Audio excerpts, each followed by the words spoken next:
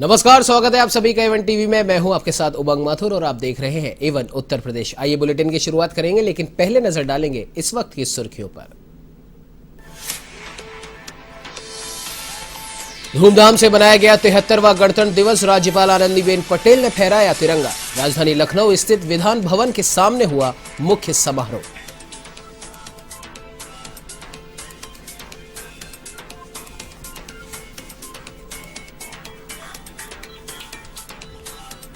प्रदेश में गणतंत्र दिवस की धूम। मुख्यमंत्री योगी ने मुख्यमंत्री आवास पर फहराया तिरंगा। शहीदों को नमन कर दी श्रद्धांजलि।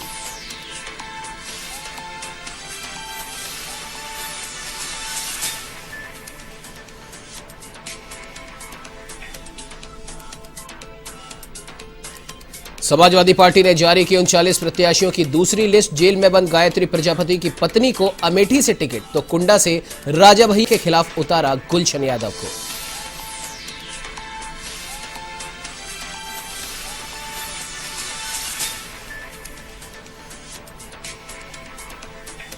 रायबरेली में शराब पीने से 8 लोगों की मौत, 4 की हालत गंभीर। अस्पताल में इलाज जारी। जांच के लिए भेजा गया शराब का सैंपल।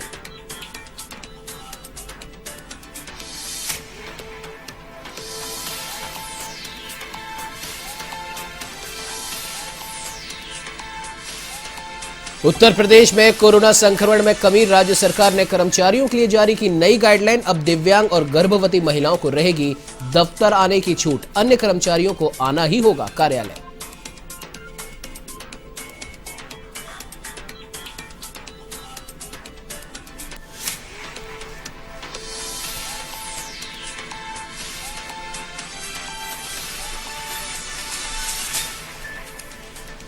अब आइए बुलेटिन की शुरुआत करते हैं विस्तार से। आपको बता दें कि आज देश अपना 73वां गणतंत्र दिवस मना रहा है। प्रधानमंत्री नरेंद्र मोदी ने नेशनल वॉर मेमोरियल पहुंचकर देश के लिए सर्वोच्च बलिदान देने वाले सैनिकों को श्रद्धांजलि अर्पित की।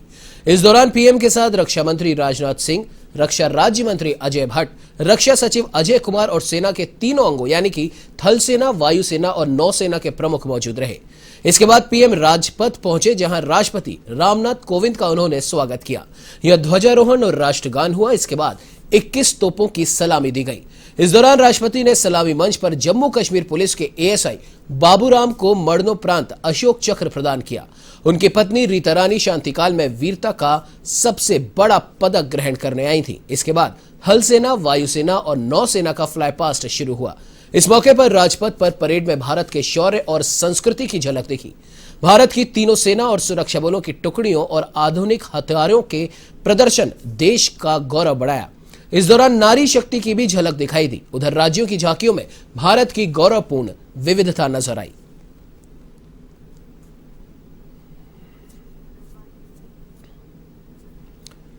तो 73वें गणतंत्र दिवस की धूम पूरे देश में देखी गई। जगह जगह कार्यक्रमों का आयोजन किया गया। इसी क्रम में उत्तर प्रदेश की राजधानी लखनऊ स्थित विधान भवन के सामने मुख्य आयोजन हुआ।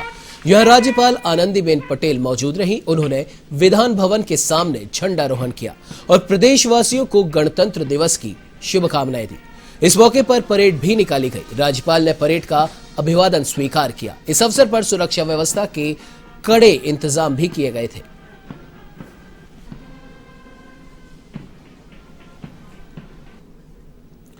तो उत्तर प्रदेश में 73वां गणतंत्र दिवस धूमधाम से मनाया गया। मुख्यमंत्री योगी आदित्यनाथ ने अपने आवास पर राष्ट्रीय ध्वज फहराया। उन्होंने देश के बलिदानियों को नमन करते हुए श्रद्धांजलि दी। उन्होंने कहा कि आज उत्तर प्रदेश विकास की ओर तेजी से बढ़ रहा है। इसमें योगदान देने वाले सभी लोगों को मेरी शुभकामनाएं।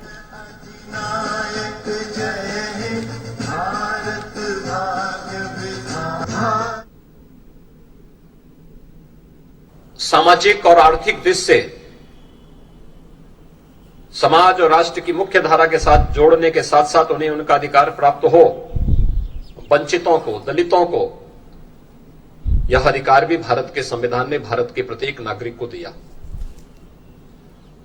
और आज यही कारण है कि तमाम सम विषम परिस्थितियों के बावजूद भारत का संविधान भारत के प्रत्येक नागरिक को न केवल सम्मान के साथ आगे बढ़ने के लिए सदैव प्रेरित करता रहा है, बल्कि दुनिया का सबसे जीवंत लोकतंत्र के रूप में अपनी एक अनवरत यात्रा को आगे बढ़ा रहा है।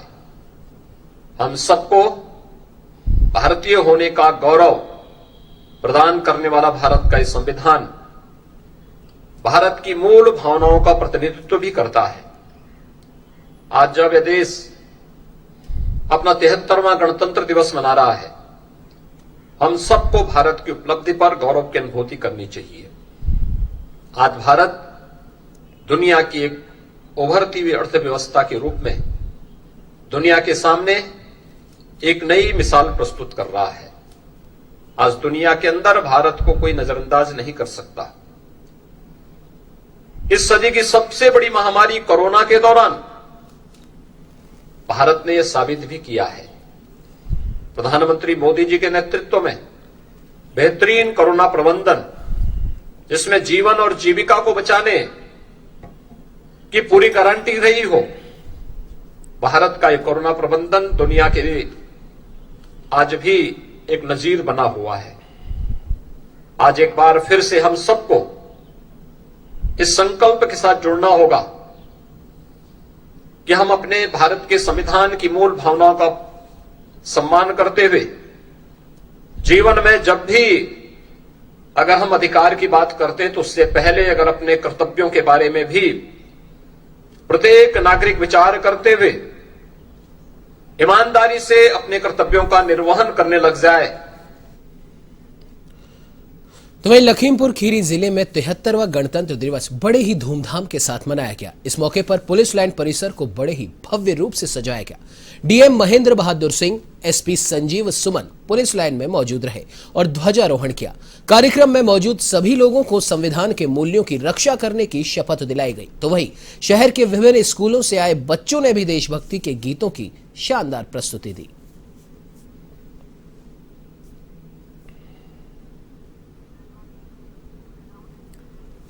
तिहत्तरवें गणतंत्र दिवस के अवसर पर सिद्धार्थनगर के बांसी में कार्यक्रम का आयोजन किया गया। यहां सुभाष चंद्र बोस पार्क में 105 फीट का तिरंगा फहराया गया। जिलाधिकारी दीपक मीणा और पुलिस अधीक्षक डॉक्टर यशवीर सिंह ने ध्वजारोहण किया। जिलाधिकारी और पुलिस अधीक्षक ने जिलावासियों को गणतंत्र दिवस की शुभकामनाएं दी और देश की आजादी में शहीद हुए क्रांतिकारियों को भी याद कर उन्हें श्रद्धांजलि अर्पित की। हमारे समस्त जो है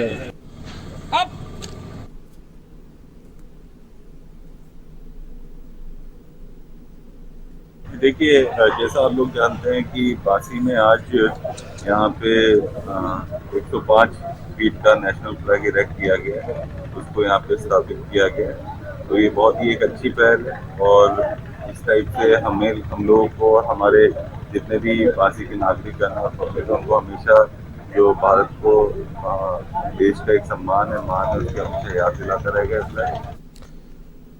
तो वहीं फिरोजाबाद पुलिस लाइन में गणतंत्र दिवस समारोह का आयोजन किया गया। इस आयोजन के दौरान एसपी सिटी सहित सभी पुलिस अधिकारी मौजूद रहे।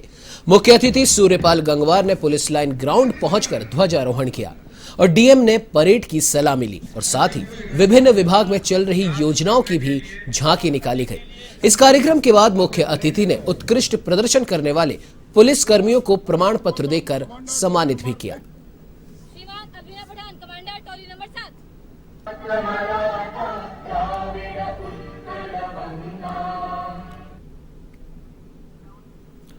तो एक गणतंत्र दिवस समारोह वाराणसी जनपद में सादगी और उत्साहपूर्वक मनाया गया। पुलिस लाइन परेड ग्राउंड में गणतंत्र दिवस समारोह धूमधाम से मनाया गया, जिसमें मुख्य अतिथि वाराणसी मंडल के मंडल आयुक्त दीपक अग्रवाल रहे। पुलिस लाइन में ध्वजारोहण के पश्चात 11 टीमों ने भव्य परेड का प्रदर्शन किया। मंडलायुक्त दीपक अग्रवाल तथा पुलिस कमिश्नर ए सतीश गणेश ने सभी टोलियों का निरीक्षण कर सलामी ली। तो वहीं आपको बता दें कि लोगों में उत्साह का माहौल दिखा।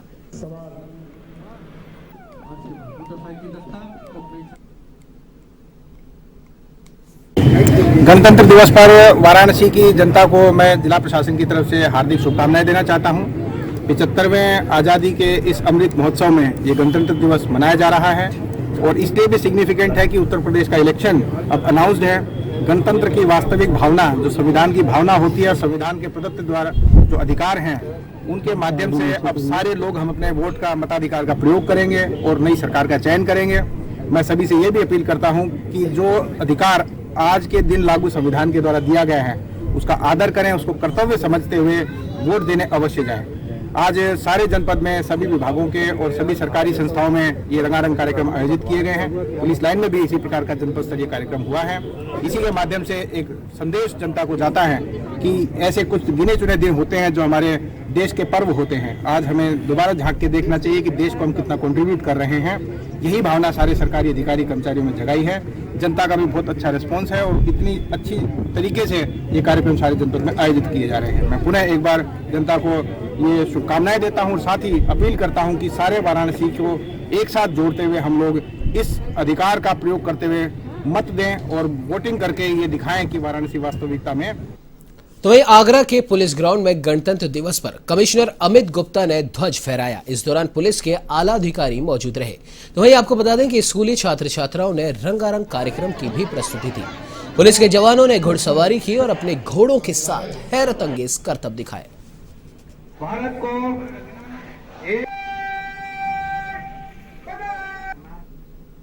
तो वहीं फतेहपुर की रिजर्व पुलिस लाइन में 73वें गणतंत्र दिवस पर परेड समारोह का आयोजन किया गया, जिसमें पुलिस अधीक्षक राजेश कुमार सिंह द्वारा परेड को सलामी दी गई और मुख्य अतिथि रही जिलाधिकारी अपूर्वा दुबे द्वारा ध्वजारोहण किया गया।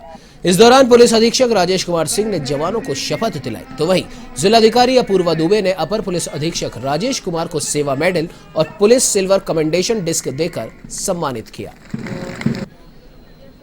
कांस्टेबल सतीश कुमार मीडिया से, कांस्टेबल संदीप कुमार। तो वहीं रामनगरी अयोध्या को करीब 2 दशक बाद इलेक्ट्रिक ट्रेन का तोहफा मिला। अयोध्या कैंट स्टेशन से गोरखपुर तक के लिए इलेक्ट्रिक ट्रेन को हरी झंडी दिखाकर रवाना किया गया। बता दें कि यह पहली सवारी गाड़ी है जिसे प्रयागराज से गोरखपुर रूट पर अयोध्या होते हुए चलाया जा रहा है। मुख्य टिकट निरीक्षक अभिमन्यु सिंह ने बताया कि इलेक्ट्रिक रेल सेवा चालू होने से यात्रियों को भी आवागमन में आसानी होगी। तो रेलवे को भी कम खर्च में ट्रेन चलाने में मदद मिलेगी।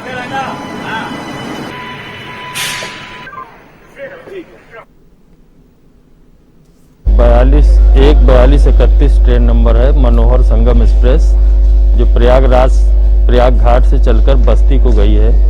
इसमें आज पहले दिन हमारे यहाँ से इलेक्ट्रिक इंजन की शुरुआत हुई, शुभारंभ हुआ, जिससे अयोध्या वासियों के मन में बहुत खुशी की बात है। भाई अयोध्या कैंट से आज शुभारंभ किसने किया है ट्रेन का? अश्विनी तिवारी जी। वहीं रायबरेली के महाराजगंज थाना इलाके के पहाड़पुर में शराब पीने से मरने वालों की संख्या अब 8 हो गई है। देर शाम हुई इस घटना से पूरे गांव के साथ साथ पुलिस प्रशासन में भी हड़कंप मच गया। बताते चले कि यहां एक घर में बच्चे का जन्मदिन समारोह मनाया जा रहा था और इसी समारोह में शराब पार्टी की गई। शराब पीने के बाद कई लोगों की हालत बिगड़ने लगी। तो वहीं रात तक करीब 4 लोगों की मौत हो गई। तो वहीं कई लोगों की हालत गंभीर हो गई, जिन्हें महाराजगंज सीएचसी में भर्ती कराया गया था, जिसमें इलाज के दौरान 3 और लोगों की मौत हो गई। मामले में जिलाधिकारी वैभव श्रीवास्तव ने बताया कि शराब के जहरीली होने की आशंका है, जिसकी जांच कराई जा रही है।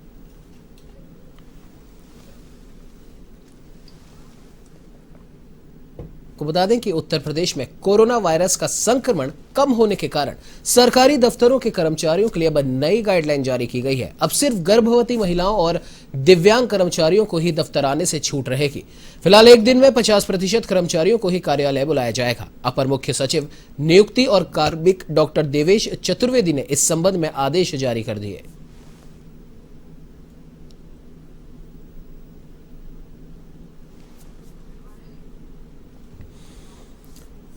वहीं उत्तर प्रदेश विधानसभा चुनाव में समाजवादी पार्टी ने अपनी दूसरी सूची जारी की है। 39 उम्मीदवारों की सूची में 2 उम्मीदवार विवादित शामिल हैं। सपा की दूसरी सूची में सबसे पहला नाम प्रतापगढ़ जिले के कुंडा सीट से सपा के उम्मीदवार बनाए गए गुलशन यादव का है। पूर्व जिला पंचायत अध्यक्ष रहे गुलशन यादव डीएसपी जियाउल हक हत्याकांड के मुख्य आरोपी हैं और अब सपा ने गुलशन यादव को राजा भैया के खिलाफ ही चुनाव मैदान में उतारा। दूसरा नाम अखिलेश सरकार में खनन मंत्री रहे गायत्री प्रजापति की पत्नी का है। गायत्री प्रजापति पर कोर्ट ने रेप के मामले में आरोप तय किए हैं। इसके बाद से वो जेल में है। तो वहीं इटावा से सर्वेश शाक्य और बिल्हौर से रचना सिंह को टिकट मिला है। तो अयोध्या से पवन पांडे सपा प्रत्याशी बनाए गए हैं।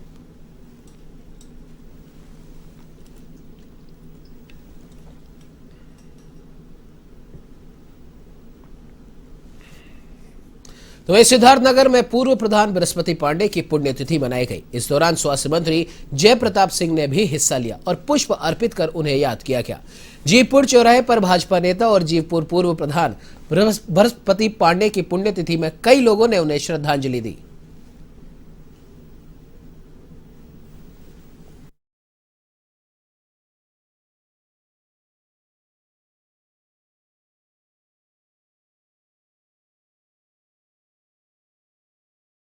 आज 26 जनवरी को हमेशा की तरह स्वर्गीय बृहस्पति पांडे जी के पुण्यतिथि को मनाया जाता है, उनके बेटों के द्वारा मनाया जाता है।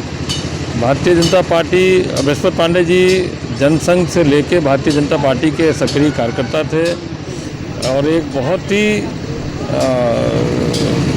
ही अच्छे कार्यकर्ता थे, जिनका इस पूरे क्षेत्र में नहीं बने पूरे विधानसभा में उनका सबके साथ एक संबंध बना था और पार्टी के लिए लगातार अपना पूरा जीवन समर्पित करते हुए पूरा समय वो पार्टी के लिए देते थे। आज उनके पुण्यतिथि में उनको सम्मान देने, उनको श्रद्धांजलि देने के लिए हम हर साल की तरह आज भी यहाँ पर इकट्ठा हुए हैं और उनके यादों को ताज़ा करने के लिए हम उनके परिवार के बीच। तो लखनऊ के समाजवादी पार्टी कार्यालय में अमेठी के गौरीगंज से आए सपा कार्यकर्ताओं ने मौजूदा सपा प्रत्याशी पर गंभीर आरोप लगाए हैं। सपा कार्यकर्ताओं ने सपा प्रत्याशी राकेश प्रताप सिंह को हटाने की मांग की है। इस दौरान नगर अध्यक्ष रामशंकर यादव ने बताया कि गौरीगंज विधानसभा प्रत्याशी राकेश प्रताप सिंह भाजपा के एजेंट हैं। पिछले 10 साल से क्षेत्र का कोई विकास नहीं किया गया। तो वहीं उन्होंने कहा कि सपा प्रत्याशी राकेश प्रताप सिंह को हटाकर किसी और को प्रत्याशी बनाया जाए। तो वहीं पार्टी कार्यालय के बाहर पुलिस भी तैनात रही, जहां कोविड प्रोटोकॉल का पालन न करने पर पुलिस ने कार्रवाई करते हुए चालान भी काटे।